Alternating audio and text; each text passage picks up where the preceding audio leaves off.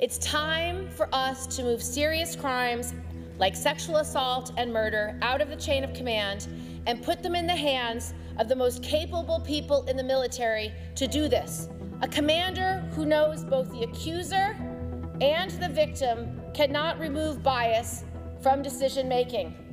Congress is poised to make major changes to the military justice system this year, taking serious crimes out of the traditional chain of command.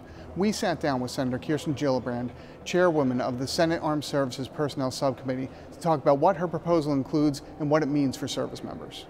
Senator, thanks for sitting down with us here. I want to talk about the military justice improvements, reforms that you have in NDAA and the Military Justice Improvement Act that you've been author of. Talk to me about why this is so important for your average service members. I know there's been a lot of focus on the help that this gives to victims, the reforms it does, but if I'm an average soldier or just a sailor, why should I care about what this is?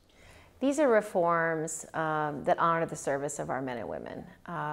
The men and women of our military sacrifice so much. They deserve a military justice system that's worthy of that sacrifice.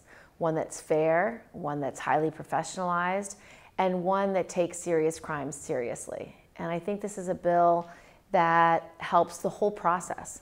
Whether you're a plaintiff or a defendant, any serious crime is now going to be taken seriously with no bias.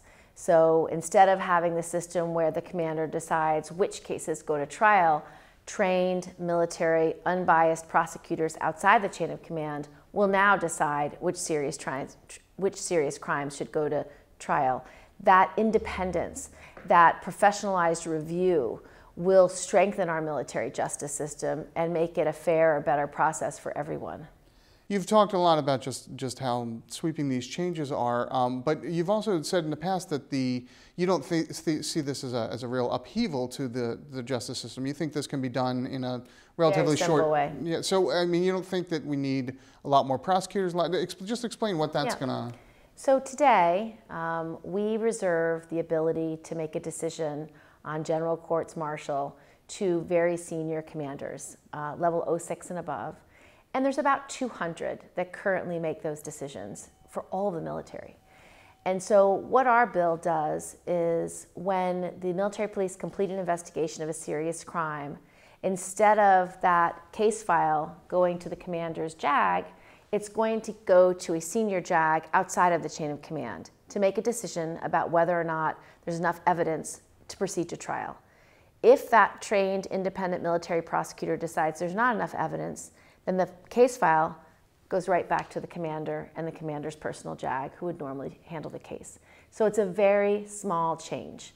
And we have more than enough senior lawyers, about the same number as we have of 06 commanders and above who have the convening authority, about the same number. So we have the same number of staff that are needed, the same seniority. They just are independent of the chain of command of the victim and the accused. Now, do you worry at all that DoD may try and drag its feet on this change after you do it because of some of the complexity and because of their resistance? We've already seen that Secretary of Defense Lloyd Austin has said that he'd like to see just the sexual misconduct crimes taken out and not all serious crimes. Your proposal goes further. So do you worry about that friction?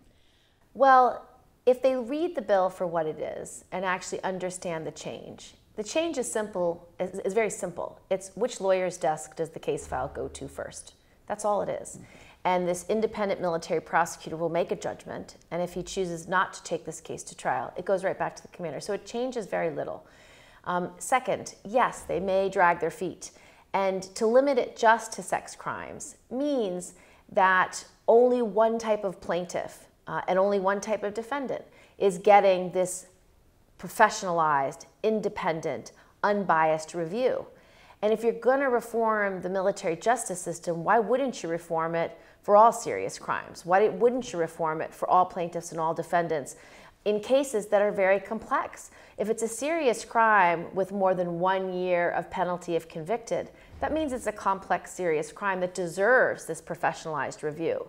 So arguably, you'd want to do it for all serious crimes. Now that it looks like we're headed towards at least some change What have you heard from the folks who've been advocates for this? I mean, this has been a years-long fight for you, a years-long fight for them. What have they been saying? What emotions are they going through right now? So they feel grateful that Congress is finally listening to them. This bill was written 8 years ago with the voices of survivors and veterans. This bill is supported by every survivor group, every veterans organization, from the Iraq and Afghanistan Veterans Association to the Vietnam Veterans Association to the Veterans of Foreign Wars. This is something that is multi-generational and uniformly supported by our veterans advocacy groups and our sexual assault survivor groups, because they know that through professionalization and through independence that their chances at justice are higher. Unfortunately, over the last 8 years, nothing's gotten better. The rate of sexual assault still estimated by the military at 20,000. The rate of people coming forward, unfortunately, is declining, and the rate of conviction is declining over the last few years. And so it's problematic. We need, again, a professionalized system where the review is not based on the whims or views or anecdotal view of any one commander. They're based on evidence, and that's all a survivor or a defendant could ask for. Evidence-based review. It's the fairest system, and I think it will help to convict more sexual predators, which will mean a message is sent that this crime actually isn't tolerated and that you will be convicted. And not only do you take out, every time you take out a predator, who often are recidivists, you're going to tell other potential predators this crime is not tolerated. Senator, thank you so much. Thank you. Thank you. The House will unveil its changes to the military justice system sometime in September, but the final Defense Authorization Act isn't expected to be passed until later this fall. Reporting from Capitol Hill, I'm Leo Shane.